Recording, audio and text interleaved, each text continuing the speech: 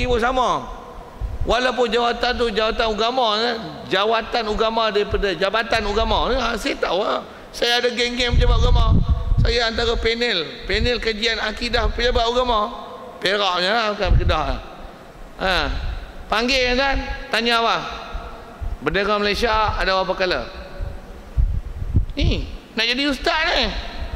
Bendera Malaysia berapa color? Kuning warna apa? Makna apa? Loh, ustaz tanya tu. Jadi walaupun label ustaz, mungkin pasal duduk Malaysia kot, dia lebih kepada pahaman kebangsaan.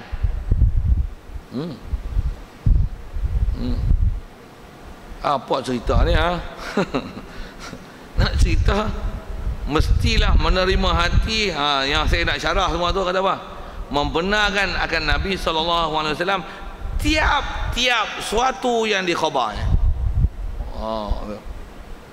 Macam mana nak tahu tiap-tiap sesuatu? Tuan-tuan takkan boleh buat itu melainkan tuan-tuan kena belajar.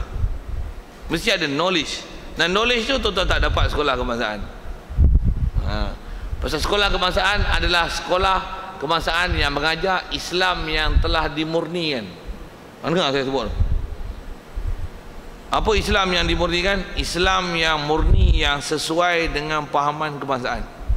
Mana-mana pahaman Islam yang tak sesuai dengan pahaman kebangsaan, dia tak diajar dalam sekolah kebangsaan. Sikit soal lah. Dalam sekolah, tuan-tuan sekolah kebangsaan dulu, tuan-tuan dah ambil lukisan apa, tak payah jawab lah pasal tuan-tuan tak tahu. Dengar, kalau tuan-tuan ambil pengetahuan agama Islam dulu, ada tak bab jihad? Ada. Jihad ada. Kalau ada pun jihad apa? Tuan-tuan syarah sikit boleh tak? Jihad apa? Ekonomi. Dia pergi kat tu. Jihad apa? Jihad ekonomi. Bila cerita tentang persaudaraan, wa'tasimu bihablillah, memang ada ayat Quran tu, tapi disyarah untuk harmoni yang Malaysia. Jadi berpeganglah dengan, jangan pecah belah. Jadi kita jangan pecah belah. Jadi kita kena hidup harmoni, toleransi, hidup menghormati satu sama lain, merayakan agama orang lain. Jadi Quran pun disyarahkan mengikut fahaman kebangsaan. Kalau ikut syarahan dengan Islam macam mana? Wa'tasimu bihablillah dulu. Sikit saya nak sebut fahaman kebangsaan Malaysia, walaupun ada pengetahuan Islam, pendidikan Islam, bobi dengan bahasa itu, hatta pengetahuan agama Islam tinggi, ada syariah Islamiah, ada tasawur Islam, tapi dia telah dimurnikan mengikut kemahaman kebangsaan. Dengar saya sebut. Saya tahulah, saya kerja sekolah menengah. Tuan-tuan ni tak tahu saya siapa. Saya duduk sekolah menengah, saya duduk pondok, saya duduk tempat tu. Saya dulu pun sekolah menengah kan, weh. Satu saya tahu semua tu. Bukan orang bocor rahsia kat saya. Saya duduk tempat tu. Saya duduk ngaji tu waktu dulu. Kita duk rasa betul dah lah Islam kita.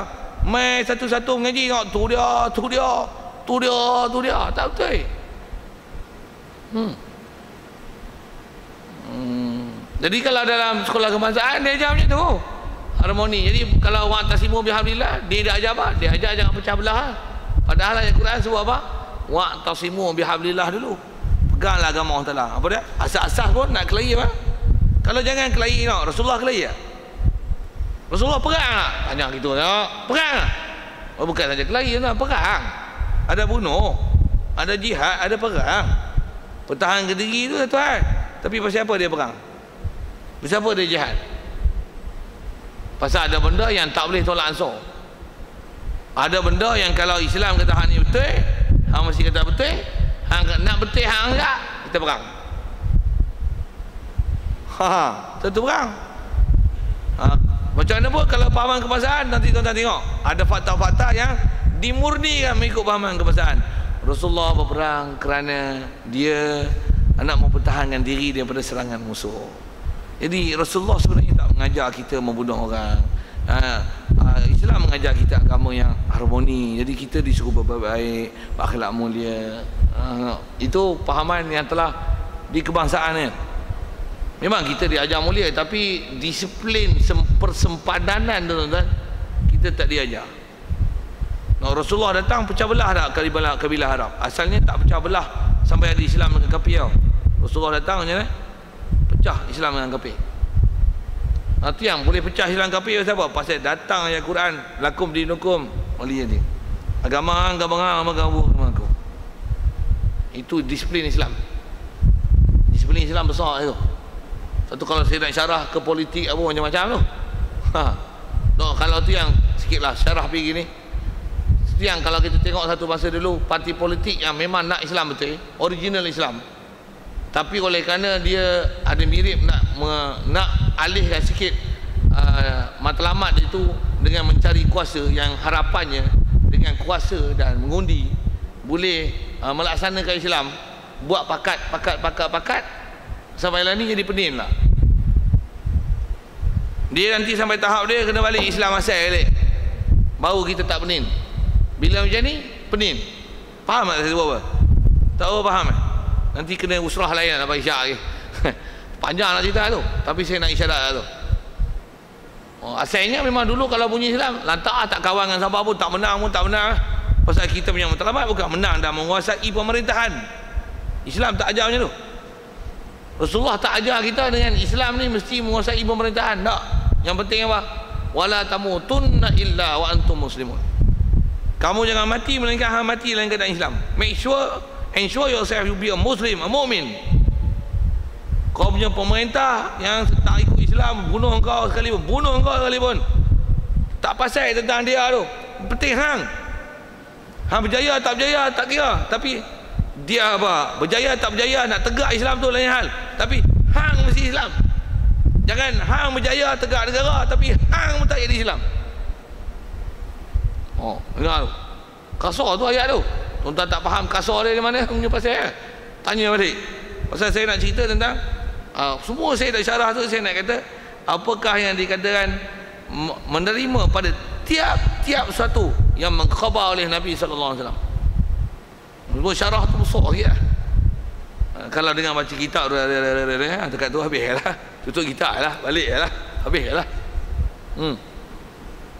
Okey. Kalau ikut yang tu yang kita nak berhati, yang umumnya mesti ajaran semua, yang kita nak cantikkan dia lagi, memang kena ajaran semua. Macam mana pun tak dapat tidak, kita dah bicara pun atas kadar yang paling minimum. Walaupun dia tak buat, walaupun dia tak laksana, tapi nisbah mulut satu hal kita dah bicara bab Islam, hati dia nak terima ajaran Islam. Hati terima, bahkan sentiasa merindui. Kalau kita tanya pun tak, walaupun dia tak buat, dia akui, dia iktiraf apa benda yang sepatutnya kena buat, dan dia kalau boleh nak jadi baik. Saya buat misal contoh, itu pun bagi dah contoh, cuma sekali lagi untuk contoh kan. Apa dia? Misalnya katalah kita jumpa seorang budak, orang Melayu, orang Islam, kita tengok kerja kat kelab malam, siap minum arak lagi, kepek betina lagi. Kita pun duduk sebelah dia, kita tanya dia, awak Islam ke? Nama saya Muhammad. Oh best. Muhammad bin Abdullah, sama dengan nama Nabi rupanya. Masya Allah. Islam, mau apa Islam? Tapi apa jadi? Dia mau bercerai. Tahu ada masalah keluarga lah sikit. Tu awak minum arak? Minum lah juga. Memang kecil-kecil minum kan? Dah besar bawa minum. Macam mana boleh minum? Sikit je. Contoh dialog dan saya nak tunjuk iman tu. Saya nak tunjuk iman tu. Macam mana boleh minum? Alah, panjang cerita je. Ustaz ke abang ke apa tak kira dia kata, panjang cerita bang. Tapi puncanya saya kerja kelab malam lah. Betul ni perempuan-perempuan ni, alah seronok je orang muda. Tak tahu ke haram? Haram encik, tapi dia main muda ni main seronok encik, dia layan pula tu. Tak akan nak dapat peluang je. Soal Islam lagi tak? Kau tak tahu ke dosa? Dosa encik, takkan tak dosa. Takkan nak kata tak dosa lah. Salah ke? Tu saya buat sembunyi-sembunyi je.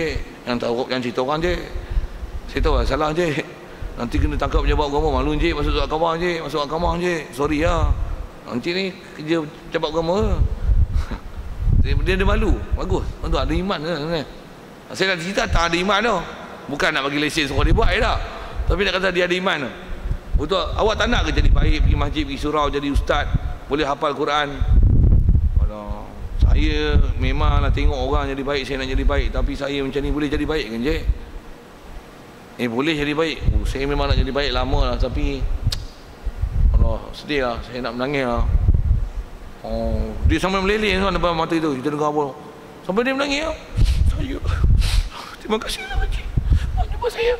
Jangan kata dia, kita menangis. Saya pun nak menangis. Itu. Terima kasih lah. Saya memang nak tinggal lah. Saya nak jadi baik lah. Saya nak berhenti kerja gelap malam ni. Hari ni juga. Astagfirullahaladzim. Saya nak jadi baik. Pakcik tunjuklah kat saya macam mana saya nak jadi baik. Dia depan-depan kita tau. Padahal gila kepit perempuan minum arak kan. Macam mana iman? Yes. Pasal apa? Dia membenah Nabi. Cuma tak dapat perkhabaran kan? Tapi bila dapat perkhabaran kita cerita macam mana? Begitu sensitif hati dia dengan iman rupanya. Oh, kita tu tanggungjawab dakwah besar kan. Itulah, tapi kita pula nak pergi jumpa bapak tu. Tak dan kita tuan-tuan. Saya kata tuan-tuan, saya cerita saya lah. Saya tak tahu ikut tuan-tuan dan bagus buat kerja-kerja macam tu. Tapi tak dan lah tuan-tuan. Tapi jangan tak tahu apa ramai orang yang kita bila buat kerja macam saya sebut, sikit tu je, kita teknikal sikit je. Mesti sikit je, same. Dia jadi baik, kadang lebih baik daripada kita kan. Saya silap esok kita tengok dia mengajar kat masjid. Rasa macam kau kenal budak ni. Kita yang buat kerja dakwah tu. Kita duduk kerja dakwah lagi macam dulu juga lah, tak upgrade pun. Duduk duduk 3 hari. Kita tengok rasa macam kenal budak ni. Suara dia pun macam perasan lah. Habis-habis dia ngajar sembang. Ustaz pada mana ni? Oh, dulu macam mana boleh pergi mengaji? Ada orang pernah nasihat saya. Pakcik ni macam tahu je. Sikit saya nak bagi contoh cerita tuan. Sampai budak tu dia jadi ustaz, dia mengajak kita. Dulu kita yang ajak dia dakwah pergi mengaji. Jangan tak tuan-tuan, ada orang macam tu. Ada orang macam tu. Saya pernah ada seorang ustaz saya, salah seorang ustaz lah. Ingat ke nama ustaz tu? Ustaz Abdul Rashid. Saya masa tu duduk Kuala Lumpur kan, sikit saya nak sebut tu. Itu pengalaman saya sendiri. Saya masa sekolah menengah dulu memang rajin duduk ikut pergi masjid, dengar kuliah-kuliah masjid kan. Ustaz Abdul Rashid yang saya dah sebut ni, dia masa kat masjid, dia rajin ngajak tasawuf. Penawar bagi hati. Kitab tu lah, masyhur pada dulu kitab tu. Satu hari pernah dia main masjid. Masjid apa? Pergi Pondok Keruh kan. Masa tu saya duduk ngajar, saya duduk ajak nahu. Duduk kepala telaah kan, duduk ngajak nahu, ngajak budak ramai Rupanya dia hantar anak dia main pondok. Kelaku dia, perangai dia tak ubah macam dulu. Orang sufi kan, memang sufi tu dia ni. Lagi saya tak tahu mana, tapi anak dia ni ada terlibat dengan dadah. Sikit nak sebut tu tak apa elok, tapi saya nak sebut tentang kata dia dulu dia yang antara dakwah kita pergi ngaji pondok, antaranya suruh pergi ngaji pondok, suruh ni akhlak baik, ikut perintah Allah Ta'ala. Bila dia tengok saya ngajak, dia tengok muka saya, dia kenal saya. Dia kata ustaz ni, dia bunyi macam bunyi orang mengkampar panjar tu sikit, bukan panjar. Dia cakap macam ni lah, saya nak sebut ini, this is my experience, you know. This is my life, sebahagian daripada my life. Yang saya kata ada ustaz yang asalnya dia suruh kita mengaji, habis itu dia tengok kita ngajak, dia meleleh mata, dia tengok kita ngajak. Pasal dia hantar anak dia. Dia kata memang dengar pondok Patih. Main pada mana? Dia kata saya duduk Selangor. Waktu saya tengok muka dia, mula saya tak perasan pasal dia naik atas Melasa masa saya mengajar tu. Dia buka serban. Bila dia buka serban, tak berapa jam. Saya duduk pondok Patih lebih kurang dengan saya tinggal sekolah menengah dekat 18 tahun. Saya tinggal dah. Saya tak tengok dah. Jadi lama lah. Dia buka serban, dia pakai serban memang cam je muka dah. Tapi masa dia naik atas Melasa tu, dia bawa anak dia pergi daftar juga. Masa tu arwah Tok Guru pun ada lagi. Pergi daftar, naik atas Melasa. Masa tu dalam pukul 10-11 saya duduk ngajak. Saya ajak nahu ke budak-budak. Saya ajak dia naik atas Melasa. Dia tengok saya ngajak. Lepas ngajak, saya tengok lah ada orang tua naik. Kita layan lah, Rai, Ustaz Mamai. Dengar suara dia, saya rasa macam jam. Waktu dia duduk tu, dia buka serban. Anak dia ada lah. Dia ikat serban dia balik. Saya tengok, Masya Allah, rasa kenal Ustaz ni. Ustaz Rashid lah. Dia kata, ya lah, tu saya pun duduk perasan tengok Ustaz. Rasa macam kenal. Dia saya duduk kampung Pasir Baru dulu, Jalan Kelang Lama. Saya ingat Ustaz duduk ngajak Taman Sentosa dulu, masjid kampung Pasir Baru, Kampung Kelantan. Tuan-tuan tak tahu tu, dengar lah saya cerita apa. Saya bukan cerita-cerita orang ni, saya cerita saya. Masya Allah, kata dia, anta boleh mengajak lah ni, no? Sedih, memang sedih, no? Sebuah je. Asal saya nak sebut tuan ni lah, Berapa ramai orang yang keliling kita ni dia tak sampai Islam sebenarnya. Sebenarnya kalau dengan dia membenarkan hak Nabi tu memang ada sebenarnya. Cuma dia tak pernah diusik. Usik, bimbing, asuh, follow up dia. Tapi kalau follow up tu sebenarnya dia boleh jadi baik. Tapi pasal tak pasal dengar kan. Malu lah kadang-kadang dia kedebel tau. Tambah pula ada pangkat sikit, jawatan pula. Itu yang menyebabkan dia tak mau terima Islam. Tapi kalau temu dia elok-elok, sembang dia elok-elok, berapa ramai nanti tu yang saya kata ada orang boleh jadi lebih baik daripada kita sebenarnya. Sorry lah, feeling sikit.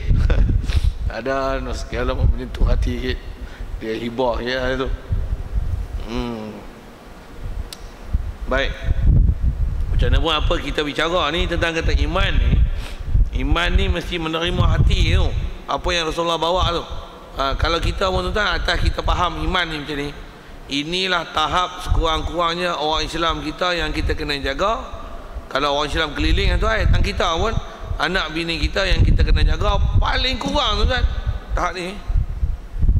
Maksudnya bagus nak mengaji, bagus. Ahli ulama kita kena sayang ulama. Kita ni kalau boleh nak duduk Islam macam mana masyarakat Islam zaman Rasulullah dulu, orang bakal pergi masjid, pergi surau, menuntut ilmu, sekolah agama. Semua orang jadi baik, semua masjid, semua amar ma'ruf nahi munkar, tak ada tengok dah duk hoha ni. Tak ada dah kempit-kempit mencuri ni, tak ada dah. Semua akhlak baik, semua akhlak Nabi. Sepatutnya hatu mesti ada. Walaupun kita pun kelang kabut tapi bila tengok orang baik-baik, bagusnya dia mau baik-baik. Cuma tuan itulah saya sebut tadi, sepatutnya kena ada macam tu. Tapi masyarakat kita ni lah ni, tambah akhir-akhir zaman ni, kita telah dibanjiri dengan macam-macam pengaruh yang menyebabkan kita hilang kriteria kita sebagai Islam. Tu carilah jalan tuan-tuan macam mana kita nak pulih diri. Pasal jangan tak tahu, kita nak jaga iman ni wajib. Jaga status iman adalah wajib. Membenarkan ajaran Nabi SAW adalah wajib. Dan wajib itu kita dah bercakap istilahnya wajib usuli. Maksudnya benda asal paling besar dalam kehidupan kita. Jadi rasanya dengan apa yang kita baca tu, saya dah bagi penjelasan itu tentang iman. Dan dengan soal tu dia kata berapa perkara rukun iman. Ada soalan tu kalau ada.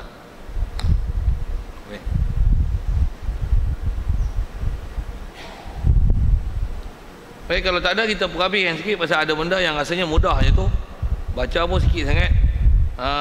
Ambil lanjutan sikit. Tanda kata soal pula lagi. Berapa perkara rukun iman? Jawab yang cukup mudah lah. Jawabnya rukun iman tu 6 perkara. Dan dalam bab ni kena ambil perhatian sikit. Pasal apa? Pasal dia berbeza dengan rukun Islam dulu. Rukun Islam walaupun dia rukun, dia bukan makna rukun. Kalau rukun pun hanya dalam bab kalimah syahadah saja. Itu pun nisbah orang kafir yang masuk Islam. Kata saya dah bagikan dulu, cuma kok tertinggal pelajaran apa saya tak tahu, tu tanya lain. Baik. Dalam bab iman dia paling besar. Pasal apa? Rukun iman dengan makna iman. Rukun dengan makna rukun. Rukun iman, rukun adalah makna rukun. Apa maksud rukun dengan makna rukun? Daripada 6 tu, kalau satu saja rosak, macam mana? Habis. Matematik dia bukan macam rukun iman dulu yang 5 tolak 5. Tolak pun saya dah syarahkan itu, matematik dia tolak dengan mana tak buat. Orang Islam ada rukun Islam 5 perkara, dia mengucap pun tak boleh. 5 tolak 5, mengucap tak boleh, sembahyang, puasa, zakat, haji apa pun tak tahu tuan-tuan. 5 tolak 5. Tolak dengan mana tak buat, tak tahu. Masih 5. 5 tolak 5 bukan kosong. 5 tolak 5. Cuba pecah mana elok saya sebut tu. Tolak tu bukan makang, bukan nafi. 5 tolak 5. Tolak tu maksudnya tak buat. 5 maksudnya dia Islam tapi dia tak buat 5 perkara. Yang rukun tu. Yang lain tak sah sembah. Macam mana? Masih 5. Tapi iman 6 tolak 1 kosong. Bahkan kalau kita subtopik kan dia 6 tu, beriman dengan Allah, malaikat, rasul, kitab, hari kiamat, qadar. Khusus kalau kita ambil ke kitab, kitab ni kena beriman. Semua kitab turun daripada langit, bahasa mudah itu yang Jibril bawa sampai kepada Nabi-Nabi Rasul. Yang kitab besar ada 4, Taurat, Zabur, Injil, Quran. Quran tu ada 6,000 ayat lebih. Satu je ayat Quran hang tolak. Sedangkan ayat Quran memang ayat Quran, ayat pun ayat yang ayat hukum, ayat muhkam, ayat keimanan pula tu. Dia tak terima, dia bangkang, dia tolak, dia persenda. Walaupun rukun iman tu 6, yang salah satunya beriman dengan kitab. Kitab pun satu je kita tengok, Quran. Quran pun tengok satu ayat je daripada 6,000. Hang tolak satu ayat, kafir. Iman sini ya. Yang tu yang formula tu umat ulama dah bagi kita apa dah?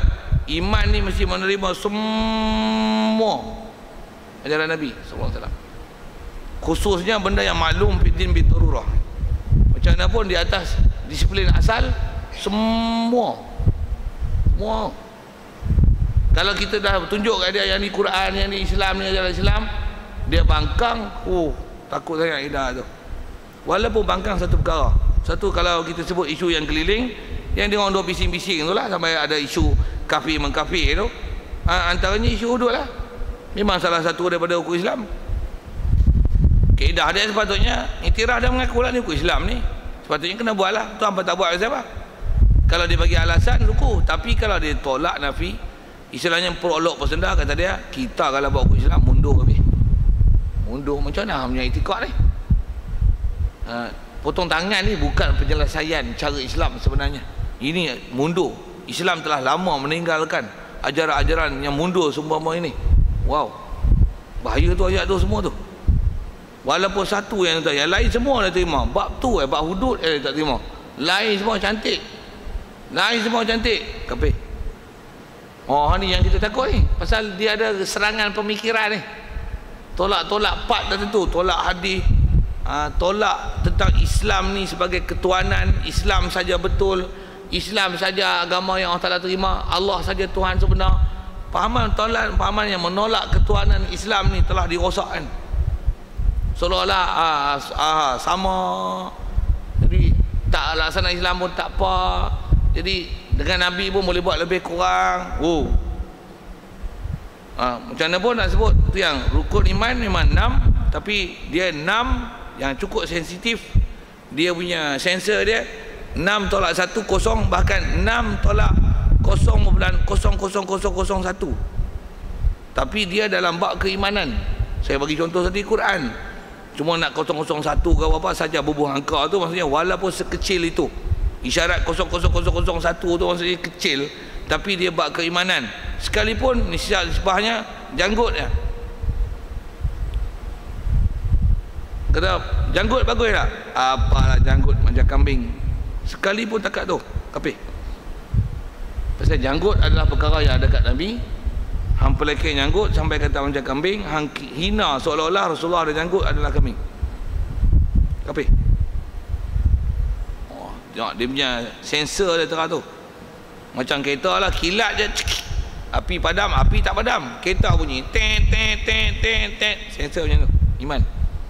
Sikit saja saya nak tunjuk sensitif tu. Bunyi kereta lah sikit.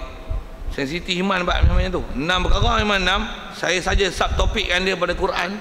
6,000 ayat apa fikir tu. Macam mana? Satu ayat tolak apa tu? Hak tu kena jaga sangat. Pasal bab rukun iman ni dia lah rukun dengan mana rukun. Walaupun sebut 6, tapi konten dia dalam 6 tu dia ada main topik dan subtopik. Saya kata subtopik tu maksudnya, kalau kata bab Allah Ta'ala, dia kena faham sifat wajib, sifat mustahil, sifat harus. Bab Rasul pun ada sifat wajib, sifat mustahil, sifat harus. Tu bab sifat. Lepas tu apa dia lagi, bab-bab ketuhanan yang kena bagi betul, bab Rasul. Yang tu semua kena mengaji. Yang main topik dia yang besar 6, dan semua subtopik dia. Sepatutnya sebagai orang Islam yang dah lama Islam ni, kita mesti ada ilmu yang patut kita dah belajar semuanya. Dan jangan tak tahu tuan-tuan, kalau tak belajar, wajib atas kita lagi belajar. Pasal takut-takut ada benda yang kita kena itikad, kita dah langgar peraturan itu, apatah lagi istilahnya apa yang sepatutnya diiktiraf, yang kita tak mengaku dan tak terima ajaran itu. Tu takut. Satu, kalau saya sebut tentang Syiah Wahabi, masalah kita dalam akidah situ lah. Pasal kita dah tak kenal Islam, jadi pada kita Wahabi adalah masih Islam, pada kita Syiah adalah masih Islam. Padahal kita tak tahu mana dia punya kod yang jadi istilah virus besar dalam akidah. Ini masuk ya, habis. Damn. rosak. Kena format lain, kena syahadah lain. Kena syahadah lain.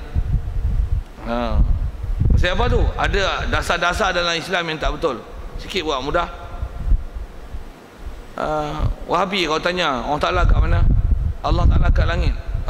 Walaupun satu kawan Wahabi tanya dia, Abu Bakar ni macam mana? Abu Bakar fasik, tak guna, sepatutnya mesti bagi kat Sayyidina Ali. Awak Syiah awak nak syahadah lain kan? Kecil lah perkara tu. Islam dengan Kristian ni boleh tak kata Islam lagi bagus daripada Kristian? Islam ni sama lah. Jangan kata Islam lebih baik. Yang ni ekstrim ni, melampau ni. Kita tak diajar melampau macam ni. Kita disuruh harmoni dan toleran. Ada tolak ansur dengan orang lain. Kita diajar kasih sayang. Nampak macam bagus macam mana? Kafir lah, butak lah tu tak? Pasal hang menjamarkan Islam dengan agama lain. Nampak sikit kan? Sikit sangat. Tapi pasal dia adalah benda sensitif, dia adalah benda besar, kena jaga. Cuma nak syarahkan satu-satu tu banyak kan? Tapi prinsip dia besar 6. Cuma nak syarahkan, saya kata 6 tu dia ada main topik, dan setiap topik besar tu ada subtopik dia. Yang tu yang insya-Allah kita jumpa sampai akhir kitab. Pasal kitab kita pun nama paku iman, dia nak paku tu satu-satu yang istilahnya uluhiyat, nabawiyat, lagi sam'iyat, bab ketuhanan, bab kerasulan. Begitu apa benda maklumat ghaib yang Rasulullah bawa, kena faham bagi betul tu semua tu. Tak boleh ada silap. Hatta sirat, hatta nak ada kiamat, alamat kiamat, apa dia satu. Kiamat tu suku, alamat kiamat tu subtopik daripada kiamat. Alamat kecil, alamat besar, semua mesti faham betul, tak boleh satu pun silap. Baik, jadi di atas bahasa rukun tu memang rukun iman 6. Dan sebutlah tadi 6 tu rukun dengan mana rukun, dan dia tak kaedah rukun mana rukun tu 6 tolak 1 kosong. Okey. Pertamanya percaya dengan Allah Taala. Jadi saya bacakan sekali lalu tu pasal ada benda yang mudah. Percaya dengan Allah Taala. Dia ada bab yang dia akan syarah nanti macam mana pun. Apa maksud percaya pada Allah Taala? Meyakini Allah Taala. Apa maksud meyakini Allah Taala? Meyakini Allah Taala adalah satu-satunya Tuhan yang sebenar. Jadi Tuhan yang lain melainkan hanya Dia. Dan bila Dia Tuhan sebenar, di antara Nabi Rasul ajar kita supaya beriman dengan Dia, dengan diajarkan daripada Nabi Adam sampai Nabi Muhammad SAW yang bawa agamanya adalah Islam. Wajib mesti ikut agama Islam. Pasal itulah agama ajaran Nabi-Nabi dan Rasul. Semua Nabi dan Rasul bawa ajaran Islam. Nak selamat mesti ikut Islam. Itu beriman dengan Allah Ta'ala tu. Mesti itikad Allah Ta'ala Tuhan sebenar. Mustahil ada anak, mustahil ada isteri, mustahil sifat kekurangan, mesti ada pada dia sifat kesempurnaan. Takkan ada sifat kekurangan. Mustahil ada sifat-sifat makhluk. Mustahil dia istilah jirim, jisim, jauhar. Tu jumpa akan datang tu. Arad, berpihak, ada di pihak, mengisi ruang, apa lagi, dilalui oleh masa, berada di tempat, lagi mengambil manfaat daripada makhluk yang dia buat. Dia terkesan oleh sesuatu, ada sesuatu yang selain pada dia, memberi bekas atau memberi bekas, hak tu adalah salah. Semua bab ketahanan tu. Tu saya sebut ada main topik dan subtopik. Macam mana nak buat? Tak dapat, tidak kan? Nak lagi sah Islam mesti dengan iman. Iman takkan dapat, takkan sah melainkan ada i'tiqad yang jazam. I'tiqad tak dapat melainkan dengan maklumat, dan maklumat mesti disertai dengan dalil. Lihat tu berapa besar tanggungjawab ilmu yang kita kena pergi belajar. Sekali lagi sebut, Islam tak sah melainkan dengan iman. Iman tak sah melainkan dengan ada i'tiqad yang jazam. Maksudnya mesti yakin. Mana boleh dapat yakin kalau tak ada informasi? Informasi pun mana boleh diyakini melainkan dengan dalil dan hujah. Jadi berapa lama tuan-tuan nak dapat semua tu? Maksudnya tuan-tuan kena bergumul dengan ilmu, informasi dan dalil. Sehari juga, semalam boleh? Janganlah aduk wangan gitu. Saya aduk pondok tuan daripada tahun 94, bulan 11 tahun 90. Tu almarhum Pak Teh. Sebelum tu saya duduk di Makan Datuk, saya ada cerita sikit pengenalan diri saya dulu. Sebelum tu saya duduklah di Makan Datuk 26 dan jumpa Tok Guru tua agak. Saya datang umur dia 96 tahun, Tuan Guru almarhum Tuan Guru Haji Ghazali Arsyad. Saya dan mengaji dia 4 tahun. Itu Tok Guru besar lah. Tok Guru yang tak besar ni tak payah sebut nama lah, pasal tak popular kan. Tebuk hak popular. Yang tak popular, yang popular tu pun tuan-tuan tak kenal. Yang tak popular lagi tak payah sebut, diam je lah. Jadi hak tok guru tua jumpa, dua orang tu yang saya jumpa besar, yang saya ngaji. Yang lain tok guru tu sambil-sambil tu ramai lagi lah. Tapi yang besar yang saya duduk mengaji tempat pondok, masa saya duduk Pekanbaru 4 tahun, tahun 4 bulan 11 tahun 90 saya duduk di Pekanbaru sampai lah ni saya duduk Pekanbaru. Cuma tok guru dah meninggal ni tak ada lah tempat kita nak ambil beli. Cuma duk berjual, yalah ni berjual. Nak beli tak ada. Pasal tak ada orang nak jual. Tak faham dah, saya guna bahasa